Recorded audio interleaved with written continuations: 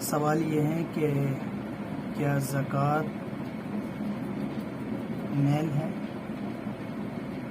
مطلب یہ ہے کہ ان کا سوال یوں ہو سکتا ہے، اس کو تھوڑی سی توجیہ میں دے دوں کہ کیا یہ زکوٰۃ کا مال اور یہ لوگوں کے مال کی میل ہے؟ تو الجواب حامداً ومصلیا، پہلے یہ سمجھیں کہ کیا اس میں قرآن کریم کی کچھ آیات ہیں، انہیں ہم سمجھ لیں۔ پہلے نبی اکرم صلی اللہ علیہ وسلم نے فرمایا کہ زکوٰۃ مال کا میل ہے، جیسا کہ مشکات شریف میں ہے۔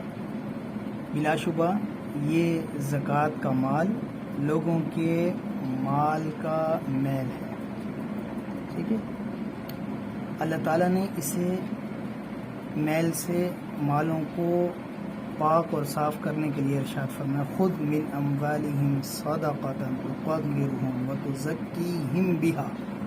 اللہ تعالیٰ نے زکوٰۃ اس لیے فرض کی ہے تاکہ بقیہ مال کو پاک صاف کریں، ٹھیک ہے، جیسا کہ پیچھے حدیث بھی آئی ہے ابو داؤد شریف کی، ٹھیک ہے۔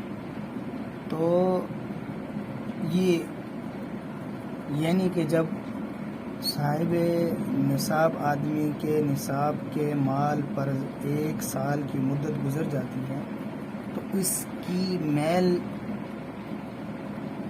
نکل کر اوپر آ جاتی ہے۔ وہ میل کیا ہے؟ 2.5%۔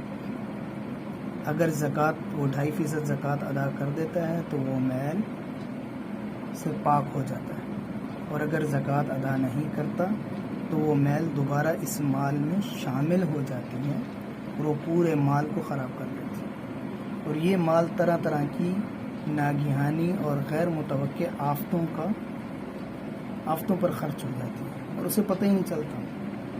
اس کے کاروبار میں، اس کی مشینری میں، اس کے کارخانے میں، اس کی دکان میں ایسے اخراجات نکل کے آتے ہیں سامنے کہ یہ 2.5% کیا، اس 2.5% کے ساتھ 4-5 2.5% اور مکس کر لیں، وہ سارے اسی میں خرچ ہو جاتے ہیں جو شخص ایسا کرتا ہے۔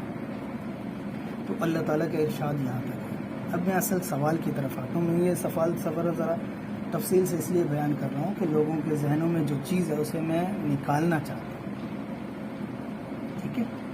وہ یہ ہے کہ لوگ سمجھتے ہیں کہ یہ زکوٰۃ جو ہے یہ لوگوں کا